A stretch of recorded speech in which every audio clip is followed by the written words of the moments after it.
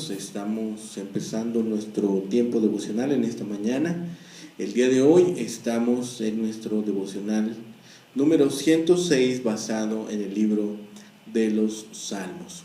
El día de hoy nuestro devocional lleva el título de Rebelión de Israel y Misericordia de Dios.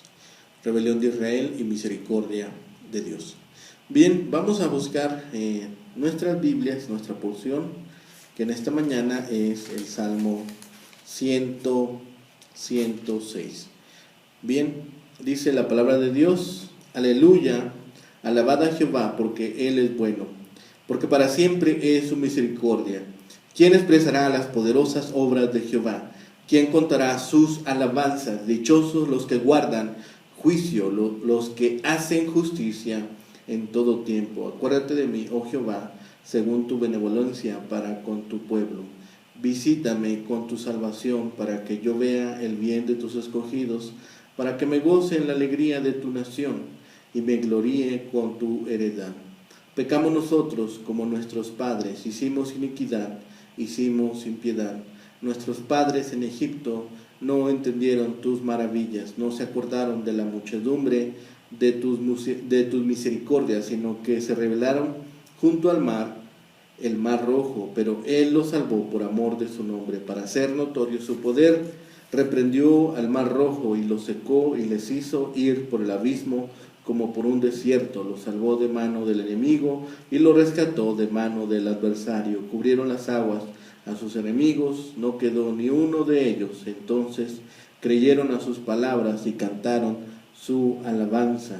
Bien pronto olvidaron sus obras, no esperaron su consejo, se entregaron a un deseo desordenado en el desierto y tentaron a Dios en la soledad, y Él les dio lo que pidieron, mas envió mortandad sobre ellos. Tuvieron envidia de Moisés en el campamento y contra Aarón el santo de Jehová. Entonces se abrió la tierra y tragó a Datán y cubrió la compañía de Abiram, y se encendió fuego en su junta. La llama quemó a los impíos, hicieron becerro en Horeb, se postraron ante una imagen de fundición, así cambiaron su gloria por la imagen de un buey que come hierba. Olvidaron al Dios de su salvación, que había hecho grandezas en Egipto, maravillas en la tierra de Cam, cosas formidables sobre el mar rojo, y trató de destruirlos, de no haberse interpuesto Moisés, su escogido, delante de él, a fin de apartar su indignación, para que no los destruyese. Pero aborrecieron la tierra deseable, no creyeron a su palabra, antes murmuraron en sus tiendas y no oyeron la voz de Jehová. Por tanto alzó su mano contra ellos para batirlos en el desierto y humillar su pueblo entre las naciones y esparcirlos por las tierras. Se unieron a sí mismo a Baal Peor y comieron los sacrificios de los muertos.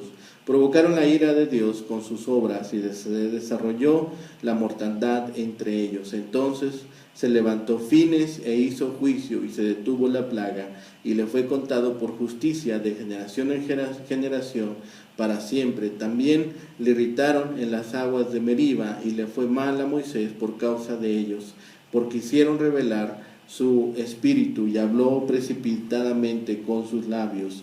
No destruyeron a los pueblos que Jehová les dijo. Antes se mezclaron con las naciones y aprendieron sus obras y sirvieron a sus ídolos, los cuales fueron causa de su ruina.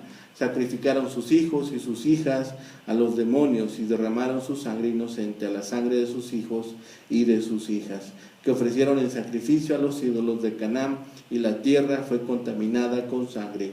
Se contaminaron así con sus obras y se prostituyeron con sus hechos. Se encendió por tanto el furor de Jehová sobre su pueblo y abominó su heredad.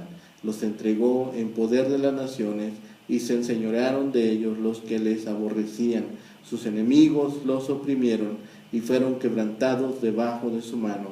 Muchas veces los libró, mas ellos se rebelaron contra su consejo y fueron humillados por su maldad. Con todo, él miraba cuando estaban en angustia y oía su clamor, y se acordaba de su pacto con ellos, y se arrepentía conforme a la muchedumbre de sus misericordias. Hizo asimismo que tuviesen de ellos misericordia a todos los que los tenían cautivos.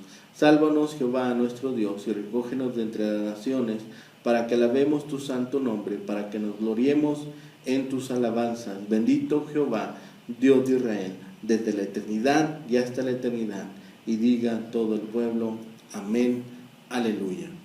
Este Salmo 106 es un salmo de sabiduría que repite bastante de la historia que vimos en el Salmo 105 el día de ayer. Estos dos poemas están relacionados, aunque las perspectivas son diferentes. El Salmo 106 enfatiza la rebelión del pueblo a pesar de la incansable bondad de Dios. Y en el Salmo 105 se trata de recordar, en el Salmo 106 se trata de olvidar, específicamente el que el pueblo de Dios olvidara su misericordia. Este salmo de alabanza que pide a la alabanza a Dios a pesar de la corta memoria de su pueblo.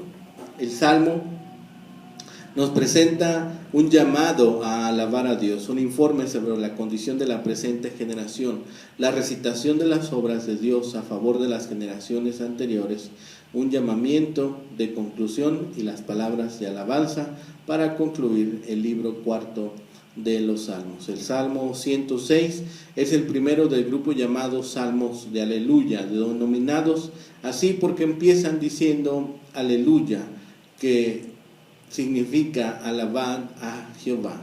El grupo se divide de aquí, del Salmo 106, luego del 111 al 113, el 117, 135 y 146 al 150. No tiene título y su autor es desconocido. Este salmo, que tiene el propósito de inspirar al pueblo a mayor fidelidad a Dios, se parece al salmo anterior por lo que hemos comentado.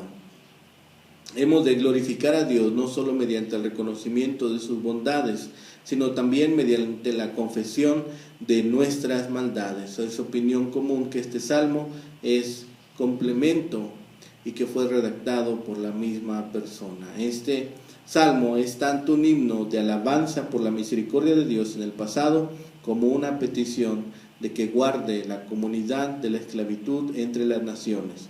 Consta de la introducción, que es un llamamiento a la alabanza, la repetición en la parte principal, que consiste en el recuento de la rebelión de Israel en un contexto de confesión, y culmina con la reflexión de la misericordia de Dios. Al final, la petición para que sean reunidos entre las naciones con voz de alabanza. La parte principal del Salmo, del versículo 6 al 46, nos recuerda la rebelión de Israel en el Mar Rojo y la gracia redentora. La sección central, trata de la rebelión de Israel en el Mar Rojo y su gracia redentora. Es así que el Salmo tiene una clara posición, lo que relaciona al espíritu de la alabanza con la esperanza de regresar a la tierra. El Salmo se enfoca en la rebelión de Israel para realzar la misericordia de Dios y da base para una petición llena de confianza por la restauración de la tierra. Finalmente, la confesión por la nueva comunidad de los pecados de los padres como sus propios pecados expresa el deseo de guardar la justicia y el derecho ordenados por el pacto. El Salmo 106 finaliza el cuarto libro del Salterio con una nota histórica de dolor y preocupación. El Salmo anterior, el Salmo 105, repasó la historia del pueblo para acentuar la misericordia y el amor de Dios. Y en esta ocasión, sin embargo, la misma historia nacional es revisada para identificar las acciones desleales del pueblo y para subrayar los actos concretos de infidelidad de Israel. El Salmo 105 pone de manifiesto la dignidad del Dios del pacto, y el Salmo 106 revela la indignidad del pueblo escogido. El Salmo 105 muestra la fidelidad divina en sus bendiciones, y el Salmo 106 pone en clara evidencia la misma fidelidad del Señor, pero en esta ocasión demostrada en sus castigos. El Salmo 105 hace una lectura positiva de la historia nacional y el Salmo 106 mira esa misma historia con ojos negativos y pesimistas. Desde la perspectiva litúrgica y de culto, el Salmo 105 es una profesión de fe y el Salmo 106 es una confesión de pecados. El análisis del Salmo nos lleva a esta revisión de la historia. Al principio, en los primeros 6 versículos, observamos que el Salmo comienza con una nota muy positiva de alabanzas y aleluya. El propósito es reconocer públicamente que Dios es misericordioso y en efecto, en ese sentido, este poema prosigue el estilo y finalidad del Salmo 105. El salmista afirma públicamente las acciones misericordiosas y poderosas de Dios y también describe como dichosas, felices o bienaventuradas a las personas que son justas en la vida. Para el poeta, el reconocimiento de la gracia y el amor de Dios está íntimamente relacionado con la afirmación de la justicia. Ese reconocimiento divino hace que el poeta se mueva de la esfera de la alabanza y la gratitud a nuevos niveles de clamor, petición y súplica. Solicita la benevolencia divina no solo hacia su persona, sino para el pueblo. Necesita una visitación redentora de Dios. Y el fundamento de esa petición es el reconocimiento sincero y humilde de su pecado. El salmista necesita la manifestación del bien y la bondad divina en el pueblo para poder disfrutar la alegría nacional y afirmar la herencia que ha recibido del Señor en una referencia a la tierra prometida. El poeta de esa forma reconoce que el juicio divino se relaciona con la iniquidad, el pecado y la impiedad, tanto personal como nacional. Las fuerzas del pecado y la maldad humana generan los juicios divinos. Del versículo 7 al 12, la historia de las infidelidades del pueblo comenzó muy pronto, luego de la experiencia del Éxodo. El poeta identifica actos de infidelidad nacional. Al notar la persecución del faraón y sus ejércitos, el pueblo ante el Mar Rojo quiso regresar a la esclavitud, anheló retornar a las tierras de opresión, quiso dar marcha atrás a la historia, intentó olvidar la razón de la intervención divina y el llamado de Moisés. En este episodio, el primero de la descripción poética de las infidelidades nacionales, Dios mostró su misericordia, reprendiendo al Mar Rojo y destruyendo a los ejércitos enemigos, y el pueblo prosiguió su camino al futuro. La segunda vicisitud y complejidad que presenta es cuando el pueblo fue tocado nuevamente en el desierto, del versículo 13 al 15. La comunidad volvió a rebelarse contra Dios, pues olvidaron sus obras y no esperaron consejo. Luego, del versículo 16 al 18, una vez más el pueblo se rebela en esta tercera tentación, en esta ocasión a través de las actitudes impropias de 2 líderes, Datán y Abiram. Las actitudes pecaminosas fue la envidia contra Moisés y la hostilidad contra Aarón. En la cuarta infidelidad del pueblo se relaciona con la idolatría en el desierto. En medio de la revelación divina, el pueblo se desespera y prepara un becerro de oro para rendirle culto y honor.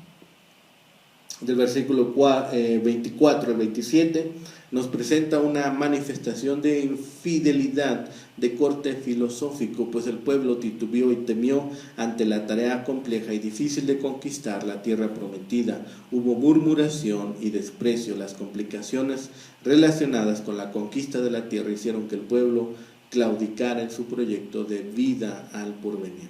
El versículo 28 al 31, el sexto acto de infidelidad del pueblo en su peregrinar por el desierto es la adhesión y el culto a las divinidades cananeas que ocupaban la tierra prometida. Se unieron a los ídolos de esta tierra. La séptima plaga se relaciona con el episodio de la falta de agua y las quejas del pueblo. Los israelitas irritaron a Moisés en las aguas de Meriba, hicieron revelar su espíritu, que es una manera poética de indicar que actuó de forma imprudente e impropia, lo que causó que le fuera mal. Según el Salmo, las quejas y las murmuraciones del pueblo hicieron que Moisés se dejara llevar por la indignación y habló sin tomar en consideración las consecuencias de sus palabras y las implicaciones de sus actos. Para finalizar, del versículo 33 al 46, el poeta incorpora las actitudes impropias y pecaminosas del pueblo durante el periodo de la conquista de la tierra prometida, y también comenta algunas acciones malsanas en tiempos posteriores. Desde los mismos comienzos se revela la actitud de desobediencia del pueblo al no exterminar o destruir los pueblos conquistados como lo había ordenado el Señor, y las consecuencias claras e inmediatas de esas acciones desobedientes y fallidas las pagó el mismo pueblo, pues no eliminó el potencial de las crisis posteriores. Esa actitud permisiva del pueblo propició las condiciones para que la comunidad de Israel se mezclara con otras acciones idólatras e incorporara algunas de sus prácticas que, de acuerdo con las narraciones bíblicas, son abominaciones. El pueblo adoró a las divinidades locales y hasta ofreció a hijos al sacrificio. Las maldades del pueblo se describen como actos de infidelidad, que es descrita en el Salmo como prostitución, que es una manera de destacar la gravedad de sus acciones. Esas acciones impropias trajeron la ruina al pueblo, el castigo divino a la infidelidad del pueblo, descrito con imágenes del fuego en el poema, vino a través de las naciones. El Señor abandonó o abominó su heredad. Las naciones, por ese desamparo divino, se apoderaron, oprimieron y humillaron al pueblo del Señor. Y aunque en muchas ocasiones el Señor los liberaba, Israel mantenía esa actitud impropia de desobediencia y rebeldía que generaba el juicio divino.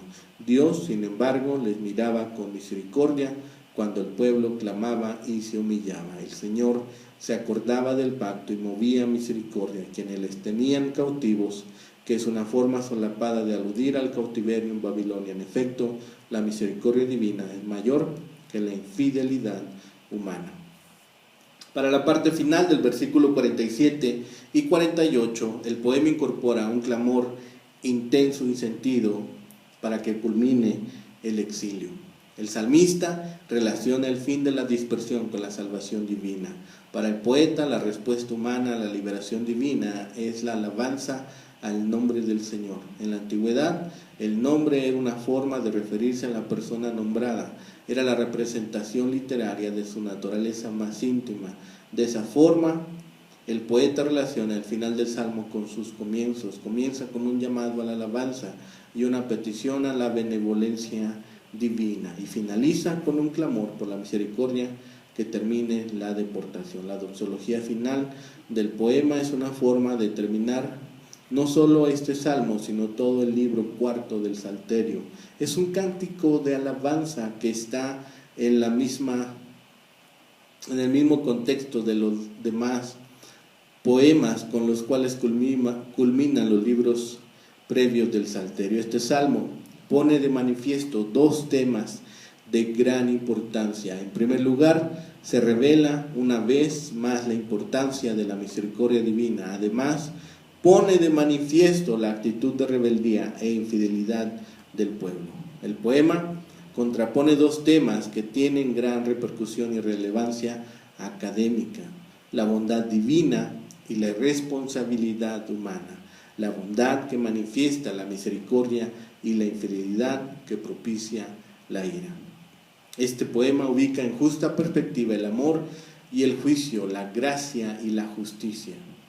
Una característica principal del Dios bíblico es su capacidad de superar las infidelidades humanas. Aunque el juicio es la respuesta divina a los pecados humanos, la misericordia es mayor que las impiedades. El amor del Señor se levanta airoso sobre las imperfecciones de la gente. El poder de la gracia divina se sobrepone a las impertinencias humanas. En efecto, este poema revela claramente que aunque el pueblo actuó sistemáticamente de forma impropia ante el Dios del pacto, el Señor no actúa finalmente basado solo en sus respuestas justas a la infidelidad, sino que incorpora en el proceso la misericordia que le brinda a la comunidad la posibilidad de ser restaurados. La última palabra del Señor hacia su pueblo no es el juicio destructor, sino el mensaje de esperanza, la revelación del amor, la voz de la gracia. Este Salmo 106 habla del pecado y la salvación. La desobediencia que hubo en el pueblo escogido nos muestra las lecciones tomadas de la historia, estas lecciones que nos deben también recordar a nosotros que tenemos a un Dios misericordioso, tardo para la ira, tal como dice su palabra. Esta es una hermosa descripción del gran amor de Dios por su pueblo, que solo merecía juicio.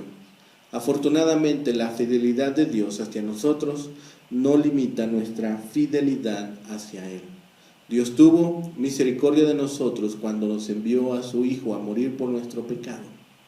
Si hizo esto cuando aún éramos pecadores, ¿cuánto más misericordioso será ahora que somos sus hijos? Demos gracias a Dios porque un día tuvo a bien a enviar a su Hijo a rescatarnos, a buscarnos, a salvarnos y darnos vida eterna y permitirnos formar parte de la familia de Dios. Alabemos su santo nombre por ello. Demos gracias a Dios. Que el Señor les bendiga, que tengan un excelente día.